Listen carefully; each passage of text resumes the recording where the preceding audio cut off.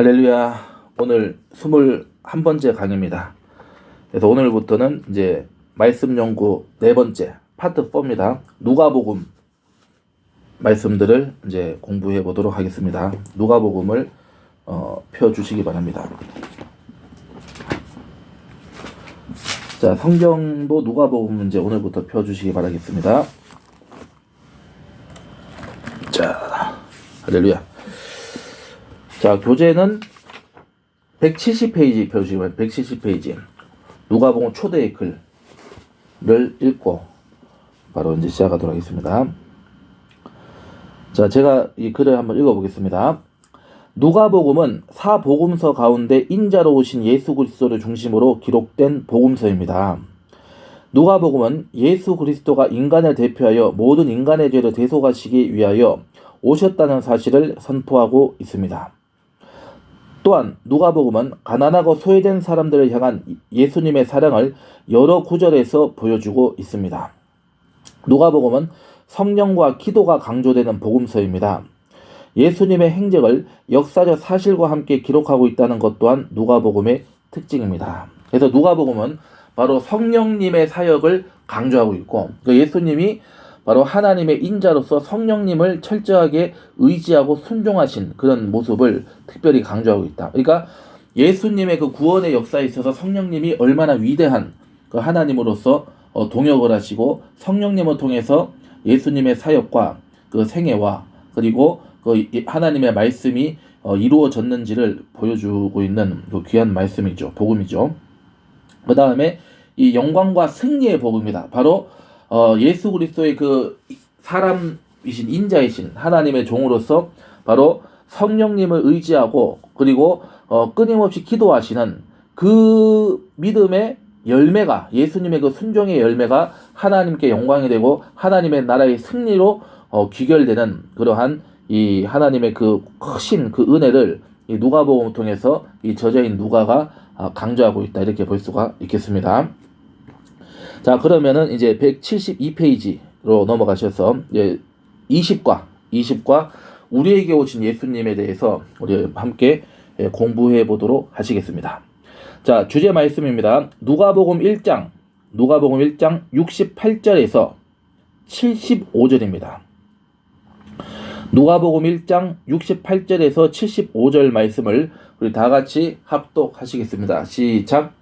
찬송하리로다 주 이스라엘의 하나님이여 그 백성을 돌보사 속량하시며 우리를 위하여 구원의 뿔을 그 종 다윗의 집에 일으키셨으니 이것은 주께서 예로부터 거룩한 선지자 입으로 말씀하신 바와 같이 우리 원수에게서와 우리를 미워하는 모든 자의 손에서 구원하시는 일이라. 우리 조상을 긍휼히 여기시며 그 거룩한 언약을 기억하셨으니 곧 우리 조상 아브라함에게 하신 맹세라. 우리가 원수의 손에서 건지심을 받고 종신토록 주의 앞에서 성결과 의로 두려움이 없이 섬기게 하리라 하셨도다. 아멘. 누가복음 1장 68절로 75절은 침례 요한의 아버지 사가랴가 하나님께 드렸던 찬양입니다. 그는 이 찬양을 통해 메시아 시대가 시작되었음을 선포하고 있습니다. 메시아라는 말은 구약 성경에서 온 말로 신약 성경의 그리스도와 같은 의미입니다. 메시아, 그리스도 같은 의미입니다. 메시아 또는 그리스도란 하나님의 기름 부음을 받은 자, 곧 하나님의 구원자를 의미합니다. 사가랴의 찬양을 통해 우리는 이 땅에 구원자로 오신 예수님이 어떤 일을 행하셨는가를 알 수가 있습니다. 첫 번째로 우리를 죄와 사망에서 구원하시기 위해 오신 예수님이심을 찬양하고 있습니다. 두 번째, 우리를 모든 원수에게서 지켜주시기 위해 오신 예수님이심을 찬양하고 있습니다. 그래서 우리에게 오신 예수님은 바로 이러한 은혜를 주시는 하나님이심을 우리는 늘 믿고 하나님을 찬미해야 되겠습니다. 사가랴는 주 이스라엘의 하나님이여 그 백성을 돌보사 속량하시며 우리를 위하여 구원의 뿔을 그 종 다윗의 집에 일으키셨으니 라고 노래합니다. 이 노래를 통해 우리는 예수님이 제 가운데 죽을 수밖에 없는 인간들을 구원하시기 위해 이 땅에 오셨다는 것을 알 수 있습니다. 속량이란 대가를 치르고 타인의 지배에서 소유권을 다시 찾다 또는 몸값을 치르고 되찾다라는 것입니다. 즉 노예 상태에 있는 사람을 값을 치르고 해방시켜주는 것을 말합니다. 그리고 예수님께서 예수님의 피값으로 우리를 다시 살리셨다라고 성경에서는 고백하고 있습니다. 그러면 그 피값이 뭐냐? 이것을 우리가 정확하게 아셔야 돼요. 이 피값이라고 하는 것은 바로 하나님께 들어지는 속죄제의 예물입니다. 헌금입니다. 다시 말씀드려서 아버지 하나님께서는 우리의 모든 죄를 대속하시고 그 속죄하는 값을 예수님의 피, 예수님의 생명으로 그것을 받아주셨다. 그러니까 예수님의 피값은 아버지 하나님께 헌금으로 연락되었다는 것을 의미하는 것입니다. 그렇기 때문에 하나님께서는 예수 그리스도의 죽으심으로 그 피와 그 생명을 받아주셨습니다. 그 제사의 이 예물로 받아주시고 그 피와 그 생명을 바로 예수님을 다시 부활하게 하셔 다시 살리셔서 그 부활의 생명으로 예수님을 믿는 누구에게든지 그 피와 그 생명을 베풀어 주신다는 복음을 우리에게 주신 것입니다. 복음의 의미가 여기 있는 거예요. 복음의 본질이 이것입니다. 그렇기 때문에 우리는 누구든지 예수 이름으로 회개하고 예수 이름으로 천국을 누릴 수 있고 예수 이름으로 악한 자를 대적할 수 있고 예수 이름으로 죽은 자를 살릴 수 있게 되는 이유가 그 근거가 여기 있는 것입니다. 그렇기 때문에 예수님의 피값으로 우리의 모든 죄를 용서받는 죄를 사함받는 그 희생 제사의 희생 제물로 바쳐지신 그 예수님을 받아주심으로 그 예수님의 생명을 받기 위해서 예수님을 주께 우리에게 보내주셨다. 우리에게 선물로 주셨다. 성령님을 우리에게 보내주셨다. 이렇게 우리는 믿을 수밖에 없는 것이다. 그러므로 그 속량받은 의미를 우리는 값없이 은혜로 받았다는 사실을 여러분 절대로 우리가 잊어서는 안 된다. 그러니까 하나님의 구원, 하나님의 은혜라고 하는 것은 전적으로 하나님께서만 주신 거고 도저히 인간에게서는 그 선한 것을 구할 수가 없다. 전혀 불가능하다. 안 된다. 그렇게 될 수도 없고 그렇게 살아갈 수도 없고 그것을 이룰 수가 없다. 그러므로 오직 하나님만이 그 일을 행하실 수 있는 거다. 그 제사와 그 구원을 이루실 수 있는 분은 하나님이다. 그래서 우리의 모든 죄악을 다 심판하시고 그 대신 그 심판을 받아주셨습니다. 그리고 그 피고자로서 하나님의 심판과 그 이 저주를 대신 받으시고 처형되셨습니다. 그러므로 우리의 모든 죄가 다 그 예수님으로 말미암아 다 전가가 되고 우리는 무죄가 됐습니다. 예수님을 믿고 하나님의 자녀가 되는 누구든지 우리는 바로 예수님을 믿고 회개하고 구주로 영접하면은 우리는 무죄가 되는 것이고 용서받은 의인으로서 우리의 모든 죄를 우리가 과거 현재 미래 모든 그 연약함으로 짓는 모든 죄를 하나님 다 용서해 주신 겁니다. 하나님을 믿기를 거부하고 하나님께 회개하기를 거부하고 성령님을 거절하는 그 죄가 아닌 그게 성령을 모독하는 죄, 그 죄가 아닌 모든 죄는 하나님께서 다 용서해 주신다는 것입니다.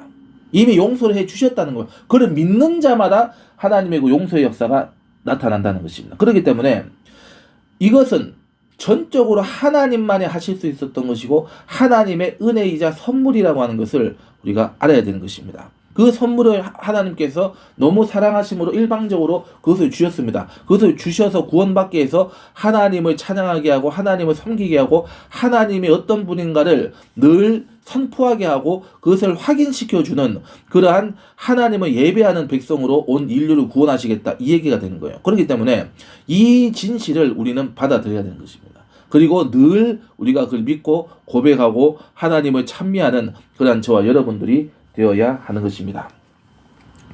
그래서 노예 상태에서 있는 사람을 값을 치르고 해방시켜 주었다 하는 것이 바로 이 역사를 얘기하는 것이고 아담과 하와의 범죄로 인해서 인간은 죄의 노예가 되었었습니다. 그러나 하나님은 공의의 하나님이시죠. 공의의 하나님 앞에서 죄를 짓고 불의한 인간은 죄에 싹친 사방에 처해질 수밖에 없는 존재가 되었습니다. 그러나 하나님은 또한 사랑의 하나님이시기도 합니다. 사랑의 하나님은 인간을 긍휼히 여기사 그들의 죄를 속량해 주시길 원하셨습니다. 하지만 공의의 하나님이 인간의 죄를 속량하기 위해서는 하나님의 공의를 만족시킬 수 있는 속량물, 즉 대가가 있어야 했습니다. 죄의 사함을 위해서는 피 흘림이 있어야 했던 것입니다. 구약시대에는 인간의 죄 사함을 위해 인간 대신 짐승을 잡아 하나님 앞에 제사드렸습니다. 즉 인간의 죄 사함을 위해 짐승의 피 흘림이 있었던 것입니다. 그러나 짐승을 통한 희생 제사는 한계가 있었습니다. 인간이 죄를 지을 때마다 이 희생 제사를 반복해서 드려야만 했기 때문입니다. 그러나 하나님은 독생자 예수님을 이 땅에 보내주셔서 인간을 대신해 십자가에서 피 흘려 죽게 하셨습니다. 예수님 십자가에서 드린 단번의 제사를 통해 더 이상 구약시대와 같은 짐승을 통한 희생 제사가 필요하지 않게 되었습니다. 하나님은 예수님의 피로 인간의 죄값을 청산하게 해주셨고 우리를 죄와 사망에서 영원히 해방시켜 주신 것입니다. 죄인인 우리가 치를 수 없는 대가를 예수님이 제물이 되어 지불해 주심으로 하나님의 공의가 만족되었습니다. 이로써 우리는 하나님 앞에 의롭게 되었고 의인이라 인정받게 되었습니다. 자, Q&A를 하겠습니다. 우리의 죄와 사망의 문제를 속량해 주시기 위해 예수님이 하신 일은 무엇입니까? 예수님은 우리를 죄에서 속량하시기 위해 십자가에서 돌아가시고 부활하셨습니다. 아멘. 자, 두 번째 메시지입니다. 우리를 모든 원수에게서 지켜주시기 위해서 예수님은 이 땅에 오시고 또 다시 오실 예수님이십니다. 사가랴의 찬양을 보면 이것은 주께서 예로부터 거룩한 선지자의 입으로 말씀하신 바와 같이 우리 원수에게서와 우리를 미워하는 모든 자의 손에서 구원하시는 일이라는 구절이 등장합니다. 누가복음 1장 70절에서 71절 말씀이죠. 자, 여기서 우리란 이스라엘 백성들을 의미합니다. 사가랴 당시 이스라엘 백성들은 자신들을 조롱하는 이방인의 압제에서 자신들을 구원해줄 정치적 메시아를 기다리고 있었습니다. 그러나 하나님이 보내주신 예수님은 정치적 메시아가 아니라 하나님의 택하신 백성들을 원수인 사탄의 손에서 지켜주시기 위해서 이 땅에 오셨습니다. 세상 임금은 사탄입니다. 사탄은 우리가 이 세상 백성이 아니라 하나님의 택하신 백성이기에 우리를 미워합니다. 우리가 하나님께 예배를 드리고 하나님을 사랑하고 하나님의 진리를 행하고 의의를 추구하는 일을 사탄은 싫어합니다. 그래서 사탄은 끊임없이 우리를 죽이고 멸망시키려고 합니다. 도적이 오는 곳은 도적질하고 죽이고 멸망시키는 것뿐이라고 주님 말씀하셨잖아요. 그러나 예수님께서는 인자가 온 것은 양으로 생명을 얻을 때 더 풍성하게 얻게 누구라도 하나님께서 용서해 주시기를 원하고 누구라도 하나님 용서해 주시고 구원해 주신다는 것을 말씀하고 있는 것입니다. 그리고 지켜주시고 보호해 주신다. 예수님 신하게 하실 것이다. 믿음을 공급해 주실 것이다. 이 은혜를 우리는 알 수가 있는 것입니다. 때로 우리는 이 세상을 살면서 수많은 대적들에게 우겨싸임을 당하기도 하고 악한 사람들의 파놓은 덫에 걸려 넘어지기도 합니다. 사람들에게 참소를 당하고 모함을 당하기도 하고 억울한 일을 당하기도 합니다. 믿었던 사람에게 배신을 당하기도 하고 환경적으로 물질적으로 어려움을 당하기도 합니다. 육신의 질병으로 인해 고난을 당하기도 합니다. 그러나 우리는 속지 말아야 합니다. 이 일의 배후 조종자는 참소자 곧 거짓의 아비인 사탄이기 때문입니다. 그러므로 우리가 예수님의 이름으로 대적하면 원수 사탄은 떠나가고 예수님이 원수 사탄의 손에서 우리를 건져주십니다. 사탄의 세력은 이미 2000년 전 예수님의 십자가에서 패배했습니다. 사탄은 종이 호랑이에 불과합니다. 사탄과의 싸움은 이미 이긴 싸움입니다. 이미 주님이 십자가에서 이기신 싸움이기 때문입니다. 세상에서 환난을 당할 때 담대하고 평안할 수 있는 이유는 우리 예수님의 세상을 이기시고 사탄을 이기셨기 때문이야. 그런데도 불구하고 우리 삶에 어떤 병이나 어려움이나 문제가 생기는 것은 바로 영적인 전쟁으로서 나타나기도 하지만은 때로는 의인의 고난을 통해서 의인의 그 믿음을 하나님께서는 드러내시기 위해서 의인에게도 때로는 고난을 허락하실 수 있다. 그러나 그것이 그 고난이라는 게 그 의인이 하나님께 죄를 지었다든지 하나님으로부터 버림받았다는 그런 증거가 아니고 오히려 그 믿음이 그 고난을 통해서 어떻게 자라나고 이기는지를 보여주시기 위한 하나님의 또 다른 은혜의 방편이 수도 있기 때문에 우리는 속지 말아야 되는 것이고 어떤 경우가 됐든 그러한 문제가 우리를 주장하지 못하게 될 것입니다. 왜? 우리를 주장할 수 있는 죄도 없고 사탄도 없고 마귀도 없기 때문에 그런 존재는 없기 때문에 지금 우리를 대적하는 저 악한 마귀들은 패배한 자들입니다. 거짓말쟁인 겁니다. 거짓의 아비인 것입니다. 그럼 우리는 하나님이 주시는 말씀에 굳게 서서 우리가 믿음 안에서 어떤 경우도 하나님은 우리를 용서해 주시고 구원해 주신다는 것을 잊어서는 안 되고 하나님에 대한 오해를 주는 이 마귀를 우리는 예수의 이름으로 대적할 수 있는 것입니다. 예수 이름은 거짓말하는 귀신은 떠나갈지어다. 이 마귀 사탄은 떠나갈지어다. 우리는 구원을 받았다. 나는 구원을 받았다. 우리 가족, 우리 부모 구원 받았다. 우리 친구도 구원 받았다. 내 주변 사람도 구원 받았다. 너희들은 거짓말하는 것을 에 대해서 누구도 우리 주변에는 누구라도 속지 않을 것이다. 나도 속지 않을 것이다. 그러므로 떠나가라. 이렇게 대적하는 믿음이 우리에게 있어야 되는 것입니다. 그러므로 세상에서 환난을 당할 때에 담대하고 평안할 수 있는 이유는 바로 우리 예수님이 세상을 이기시고 사탄을 이기셨기 때문입니다. 승리하신 예수 그리스도 안에 있으면 승리는 우리의 것이 되는 것입니다. 지금 우리가 대림절을 우리가 지내고 있습니다. 그래서 우리가 이제 12월 20일 바로 성탄하신 예수님, 이 땅에 처음 오시고 또한 머지않아 다시 오실 예수님이 바로 우리를 버리지 않으시고 우리와 함께 해주시고 성령께서도 우리와 함께 해주시고 아버지 하나님께서 우리를 지켜보시는 그 사랑의 하나님의 자녀들이라는 것을 우리가 믿고 예수님의 참 제자로서 우리가 이번 이 학기를 통해서 우리 예수님의 참 제자가 누구이고 그리고 참 제자의 삶이 어떠한 것인가는 바로 우리를 얘기하는 것이고 우리의 삶을 얘기한다는 것입니다. 그리고 우리에게 그 승리를 주신 예수님을 우리가 늘 감사하고 우리가 그분만을 따라가는 저와 여러분들이 되시기를 예수님의 이름으로 축복하고 또한 소망합니다. 자, Q&A를 하겠습니다.